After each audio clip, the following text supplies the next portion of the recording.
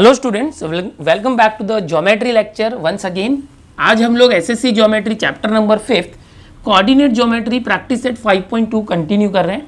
Okay, division of a line segment, ये हमें सीखना है। ये जो चैप्टर है इसका 5.1 आपने कर लिया था। प्रैक्टिस सेट 5.1 में आपने देखा था distance formula. Distance formula was there and distance formula के बेसिस पे हम लोगों ने बहुत सारे प्रूफ वाले क्वेश्चन देखे थे। कोई भी एक ट्रायंगल है वो राइट एंगल है या नहीं, प्रूफ करो। कोई एक क्वाड्रिलेटरल है वो पैरेललोग्राम है क्या, वो प्रूफ करो। या रोम्बस है, स्क्वायर है, ये सब क्वेश्चन हमने देखे थे। और डिस्टेंस फॉर्मूला का यूज करके हमने देखा था कि कोई भी अगर 3 पॉइंट्स है ए बी सी, वो कोलिनियर है या नहीं कोलिनियर है, कोलिनियर और not collinear, that can be verified by using distance formula. ये सब हम लोग ने सीखा था।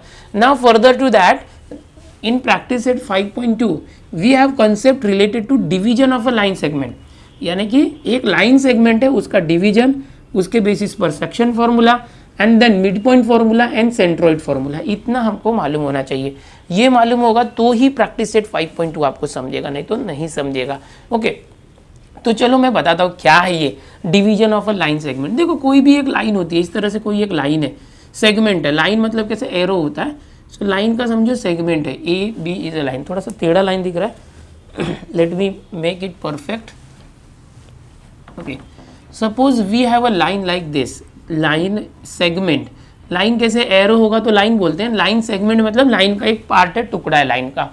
देन डिवीजन, अगर समझो इसके बीच में किधर तो एक पॉइंट लेके आ दे, suppose point C over here, तो ये पॉइंट सी क्या करेगा, इसको दो पार्ट में डिवाइड कर रहा है, this part and this part.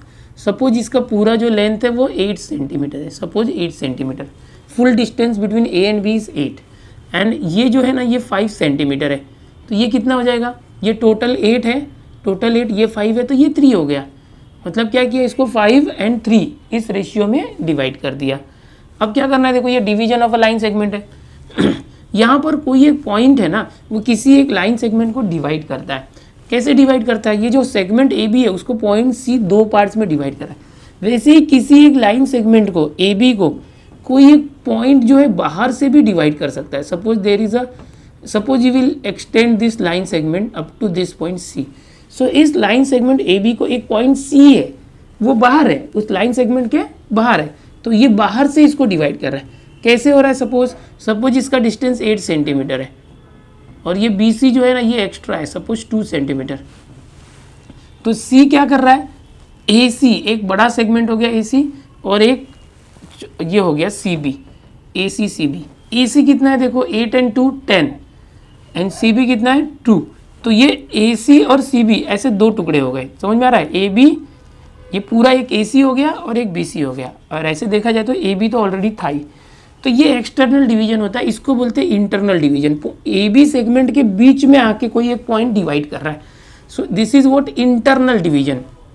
और ए बी सेगमेंट के बाहर से कोई पॉइंट डिवाइड कर रहा है, सो दैट इज एक्सटर्नल। ये इंटरनल है, इंटरनल डिवीजन, और दिस इज व्हाट एक्सटर्नल।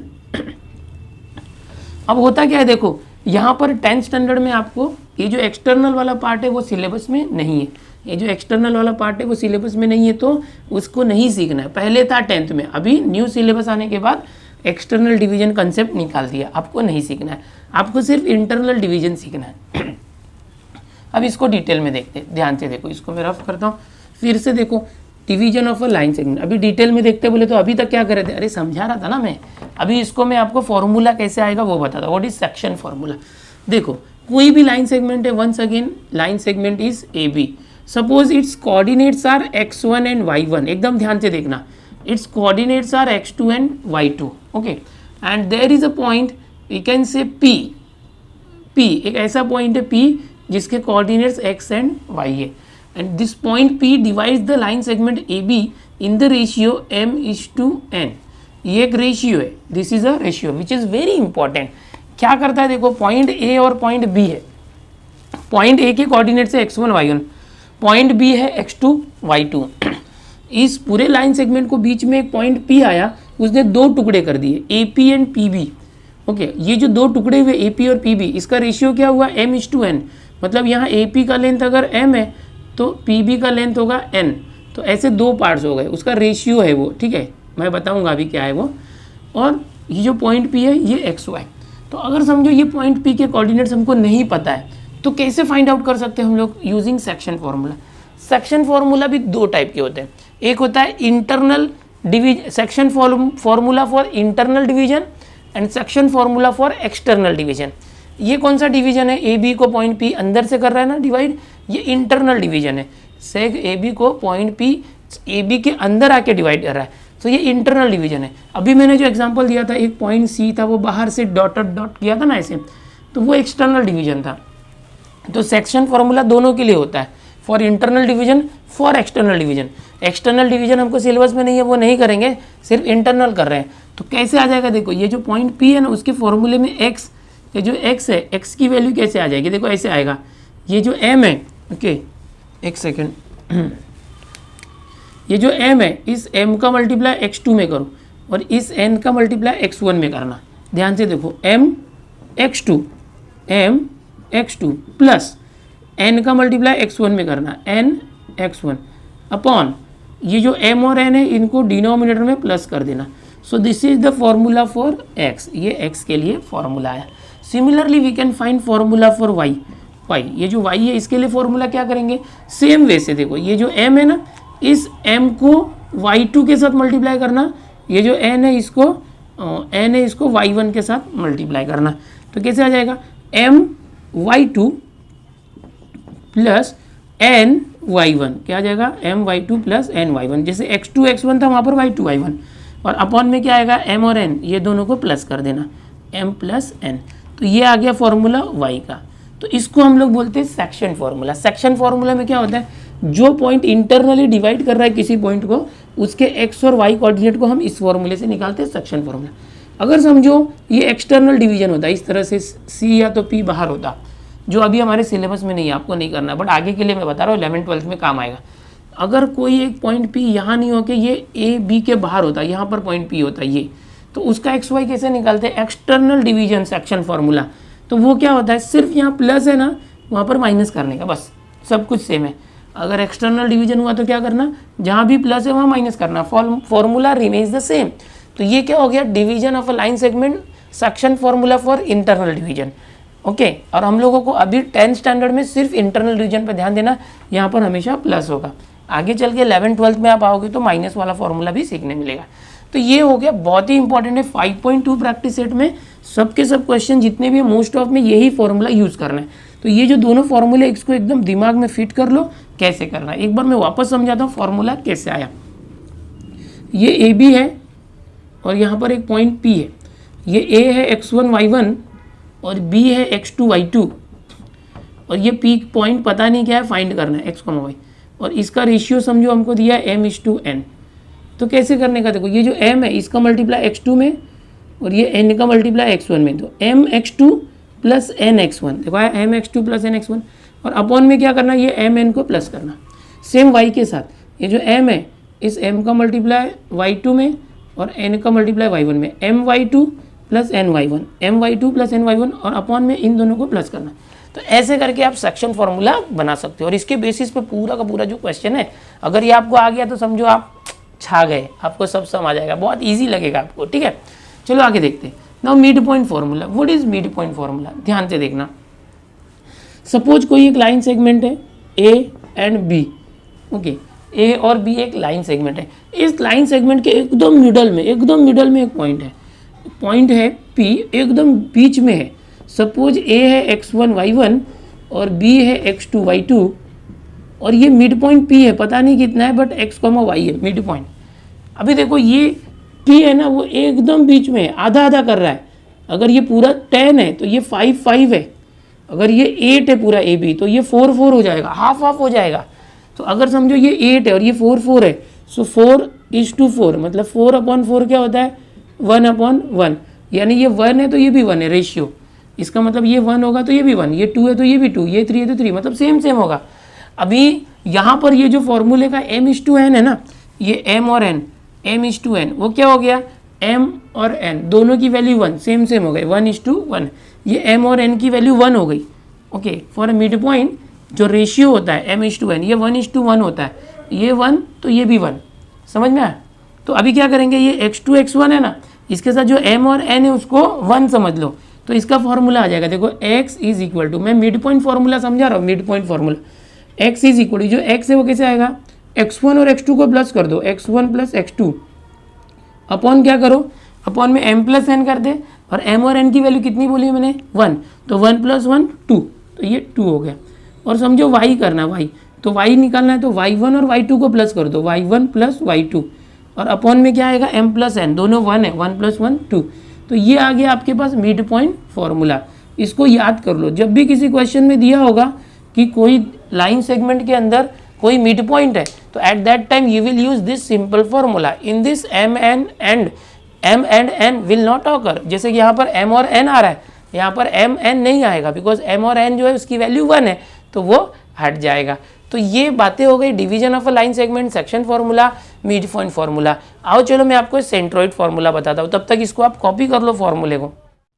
अभी मैंने जो आपको बताया एक सेक्शन फॉर्मूला यहाँ पर था जो रफ कर दिया मैंने, ये जो बताया ये क्या था, मिड पॉइंट फॉर्मूला। इसको कंफ्यूज मत हो जाओ बच्चों, मिड पॉइंट फॉर्मूला क्या होता है। देखो ये जो था ना मिड पॉइंट फॉर्मूला, यहाँ पर मैंने बताया ये दो फॉर्मूले याद रखने। Now let's go for centroid formula. Centroid formula क्या होता है, ध्यान से देखो, सेंट्रोइड फॉर्मूला एकदम ध्यान से देखना। Suppose you have any triangle like this, you have any triangle like this, name of the triangle is ABC, okay, and suppose we draw median। हम लोग क्या करते हैं, इस ट्राइंगल के मीडियंस को ड्रॉ करते हैं। मीडियंस क्या होता है, यहाँ से समझो ये मिड पॉइंट है, ये BC है ना, इसका मिड पॉइंट है ये, और ये AC का मिड पॉइंट ये है समझो। तो यहाँ से अगर मीडियंस को ड्रॉ करते, यहाँ से मिड पॉइंट को मिलाते, यहाँ से समझो इसके मिड पॉइंट को, ये मिड पॉइंट है समझो, इसको मिलाते हैं, ओके, और ये ABC है। सपोज ये जो इसको ना हम लोग सेंट्रोइड बोलते हैं, क्या बोलते हैं, centroid G। If we draw midpoints of the, if we draw medians, इसको median बोलते हैं, if we draw medians of the triangle from all three vertices, they meet each other at a point which is known as centroid। इसको नाम क्या होता है, G, letter G हमेशा याद रखना। Now ये जो लेटर G है, पहले तो ये A है, उसका कोऑर्डिनेट समझो x1 y1, point B is what, x2 y2, point C is x3 y3, 3 points है ना, तो x3 y3 आएगा। मिड पॉइंट में क्या था, x1 y1 था, x2 y2 था, और उसका मिड पॉइंट था x1 y, xy, only xy। तो ये x और y के लिए formula, x1 plus x2 upon 2, y1 plus y2 upon 2। ये अगर समझ में आएगा तो ये भी आ गया समझो। लेकिन आप बोलोगे अरे सर ये तो ट्राइंगल है, डर लग रहा है, डरो मत, एकदम सिंपल है। ये G है ना, G, इसका कोऑर्डिनेट है समझो x, y। तो अभी सेंट्रोइड फॉर्मूला क्या है, ध्यान से देखो, जो x है ना, x, ये जो G का x कोऑर्डिनेट है कैसे आएगा, ये तीनों पॉइंट है ना, उसके x वाले को प्लस करो, x1 x2 x3 तीनों को प्लस करो, x1 plus x2 plus x3 किया। देखो x कोऑर्डिनेट है ना, x1 x2 x3 तीनों को प्लस किया, और डिवाइड करो, डिवाइड बाई कितने, 1 2 3 है ना, तो 3 से डिवाइड करना, हो गया, बस इतना ही है। अभी y चाहिए, y, इसका y, तो y कैसे करेंगे, y, इसका y कोऑर्डिनेट ले लो, y1 y2 y3 इन तीनों को प्लस करना, y1 plus y2 plus y3 divide by 3 करना, हो गया। ये हो गया सेंट्रोइड फॉर्मूला, इसको याद रखना है, बहुत इजी है। देखो देखो ये मिड पॉइंट फॉर्मूला था, उसके जैसे ही है ना। x क्या था, x1 प्लस x2 दो जन है तो अपॉन 2, y क्या था, y1 प्लस y2 दो टर्म है तो अपॉन 2, और सिमिलर है देखो x क्या है, x1 plus x2 plus x3 1 2 3 terms है तो अपॉन 3, y क्या है, y1 plus y2 plus y3 3 terms है तो 3, इतना सिंपल है। इसको भी याद करो, ये मिड पॉइंट फॉर्मूला था, ये सेंट्रोइड फॉर्मूला। इसके पहले मैंने दिया था सेक्शन फॉर्मूला, फिर से रिपीट कर लो। सेक्शन फॉर्मूला क्या था, एकदम ध्यान से देखो, समझने की कोशिश करो। सपोज ये ए पॉइंट और बी पॉइंट है, मैं बता रहा हूँ वापस से देखो, x1 y1 और ये x2 y2 है, ओके, और बीच में कोई एक पॉइंट है, सपोज बीच में एकदम मिड पॉइंट नहीं है, ये कैसा मिड पॉइंट था, एकदम मिडल में था, ये ऐसा एकदम बीच में है, पता नहीं, यहाँ पर, यहाँ कहीं भी हो सकता है। सपोज यहाँ पर है पॉइंट P और इसके कोऑर्डिनेट है x और y, तो अब यहाँ पर देखो जो AP है ना, ये बड़ा है सेगमेंट और ये PB छोटा है, तो इसको हम लोग M कंसिडर करते हैं, इसको N। इनका रेशियो क्या हो गया, M/N, दोनों सेम नहीं। यहाँ पर क्या था, ये दोनों सेम था 1 1। अगर ये 4 4 है तो 4/4 करोगे तो सेम आता है ना, 4/4 1/1, तो ये 1/1 लिया, या 5, ये 5 5 होगा, मतलब ये मिड पॉइंट है तो दोनों सेम होगा। बट यहाँ पर ऐसा नहीं है, एक बड़ा एक छोटा हो सकता है, पहला छोटा दूसरा बड़ा हो सकता है, तो ये पहला पार्ट M लेना, ये N लेना। अब यहाँ पर जो x है वो कैसे आएगा, x, ये x, वो ऐसे आएगा। देखो ये जो m है ना, इस m से x1 नहीं, इस m से, एक मिनट, हाँ मैंने क्या सिखाया था वापस देखो, कंफ्यूज नहीं होना है। इस m से इस x2 को मल्टीप्लाई करना है, तो m x2, और फिर इस n से इस x1 को मल्टीप्लाई करना है, n x1 और प्लस, समझे, बीच में क्या रहेगा प्लस, ये मिटा देते हैं यहाँ पर समझने के लिए था। n x1 क्या किया, m x2 plus n x1 multiply upon ये m और n को प्लस करना, तो ये आ गया x के लिए। So this is for x। Now for y कैसे करोगे, again m into y two plus ये जो n है n into y one upon ये m और n को नीचे प्लस करना। देखो m और n को नीचे प्लस किया डिनोमीटर में, यहाँ पर m n ऊपर है, इधर कैसे x2 और x1 था, इधर y2 y1 लेने का, ये x का आंसर आया तो ये y का आंसर आया। तो इसलिए ये क्या हो गया, ये section formula for internal division, internal division के लिए सेक्शन फॉर्मूला हो गया।